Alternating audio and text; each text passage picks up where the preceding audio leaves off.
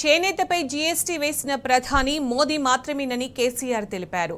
చేనేతలకు BRS ప్రభుత్వం అనేక సంక్షేమ కార్యక్రమాలు అమలు చేసిందని బీఆర్ఎస్ అధినేత కేసీఆర్ అన్నారు.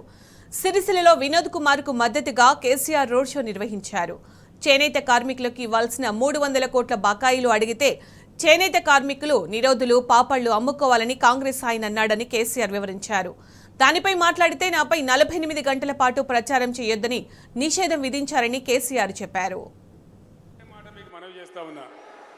ఇది చేనేత కార్మికులు ఎక్కువగా నివసించేటువంటి పట్టణం. గతంలో ఇక్కడ చాలా ఆత్మహత్యలు జరిగినాయి. నేనే కళ్ళనీళ్ళు పెట్టుకున్నాను. నేను చాలా బాధపడ్డాను. బీఆర్ఎస్ గవర్నమెంట్ వచ్చిన తర్వాత అనేక స్కీములు తెచ్చి అనేక రకాల స్కీములు తెచ్చి బతుకమ్మ చీరలు కావచ్చు, విద్యార్థుల డ్రెస్సులు కావచ్చు, క్రిస్మస్కు రంజాన్కి ఇచ్చేటువంటి కానుకలు కావచ్చు, ఇక్కడ కార్మికులకు ఉపాధి కల్పించినాం. ఇక్కడ 370 కోట్ల రూపాయల బకాయిలు రావాల్సి ఉన్నాయి. దాన్ని ఈమని అడిగితే మీకెందుకు, మీరు నిరోధులు అమ్ముకోండి, పాపడాలు అమ్ముకోండి అంటే నాకు కోపం వచ్చి నేను ఒక మాట అన్నా. ఏమంత అధ్వానం కనబడుతున్నామనంటే నా మీద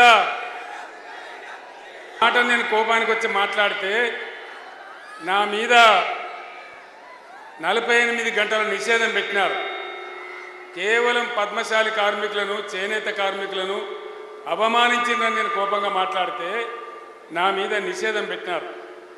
మీరు గమనించాలి, దేశంలో మొట్టమొదటిసారి చేనేత మీద జీఎస్టీ వేసిన మొదటి ప్రధానమంత్రి నరేంద్ర మోడీ.